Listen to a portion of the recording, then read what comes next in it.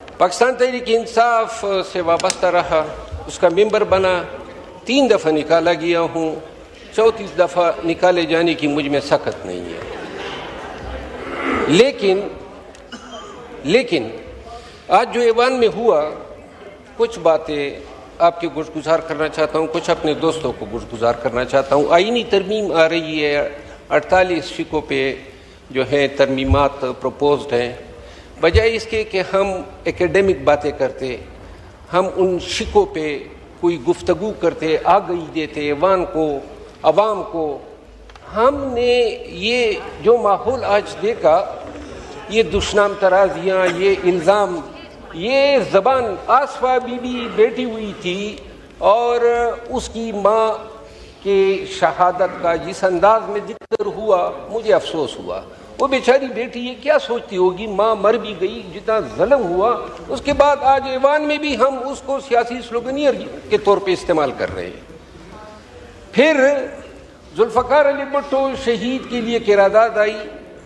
हम सब जो सुप्रीमेसी ऑफ लॉ पे यकीन रखते हैं, उस वक़्त डिक्टेटर की ईमा पे उसको शहीद किया गया।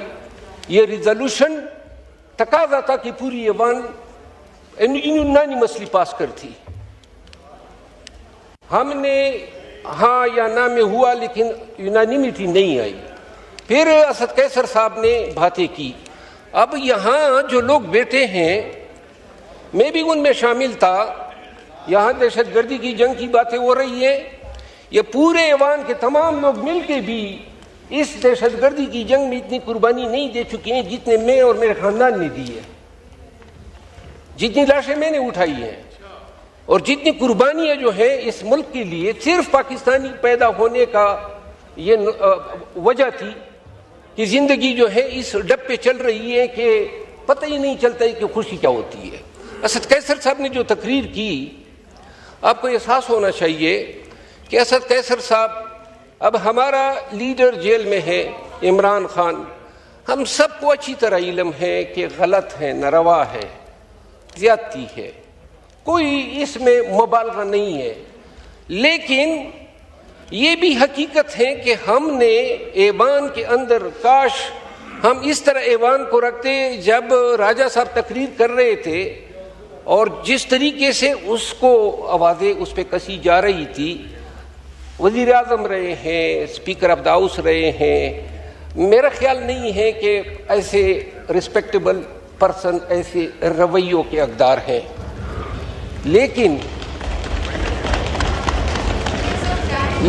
सिर्फ इतनी मेरी गुजारिश है, ऐवान में ये ज़रा आप याद रखें, मैं कसमन कहता हूँ,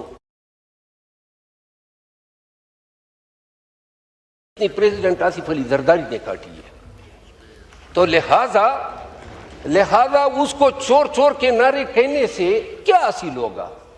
हम वैसे ही माहौल ख़राब कर देते हैं इस ऐवान का। हम इमरान खान पे अगर उधर से कोई इल्ज़ाम तराशियाँ होती है, कुछ तो सोचो ना। क्या ही बात हो कि जनाब राजा साहब जो है वो इस साइड पे आए और हाथ मिलाएं, मियाँ शहबाज शरीफ साहब आए और हाथ मिलाएं। कभी हमने एक दूसरे को इंसान की नज़र से ही नहीं देखा है। आखिर में 2 बातें करना चाहता हूँ। तरामीम कल आ रही है, 2 तरामीम पे मैं अपनी राय देना चाहता हूँ। हो सकता है कुछ लोगों को मेरी इस बात का जो है कोई फ़र्क पड़े या नाराज़ हो जाए। आर्टिकल 243 अमेंड हो रहा है। ये आर्टिकल 243 आईन में वाहिद शिक हैं जो सिविलियन सुप्रीमेसी, बालादस्ती को यकीनी बनाता है। पाकिस्तान की तारीख आप सबके सामने है।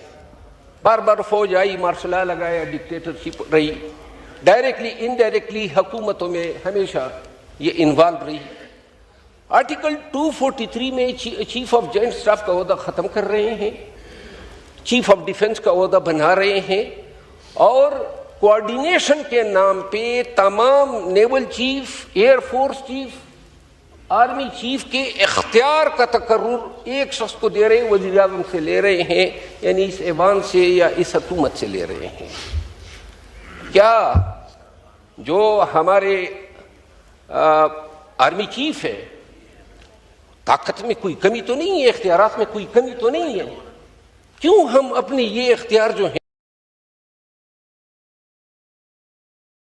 ये मुल्क, ये अवाम तवक्को रखते हैं। आप अपने हाई कोर्ट के जजेस को, आखिरी बात सर प्लीज, आखिरी बात, ये अवाम तवक्को रखते हैं कि हम मिल के उनके तहफ़्फ़ुज़ के लिए, बुनियादी इंसानी हकूक़ के तहफ़्फ़ुज़ के लिए, जमहूरियत की बालादस्ती के लिए और कानून की हुक्मरानी के लिए कानून साजियाँ करेंगे।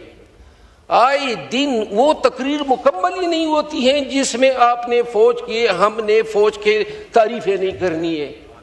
वो इसके अलावा ये मुमलिकत खुदादाद पाकिस्तान है, बेशक हमारी फ़ौज हमें अजीज़ हैं, जंग जीती है, कुर्बानियाँ देती हैं, लड़ती हैं, ये इसका काम है, इसी की तनख्वाह मिलती है और इसीलिए जो है ये बॉर्डर पे तैनात होती है। तो लिहाजा आए मिल के ये सोचें कल वोट डालते वक्त कि आया ये आईन जो आ रहा है इसमें हम ये वज़ीर आज़म का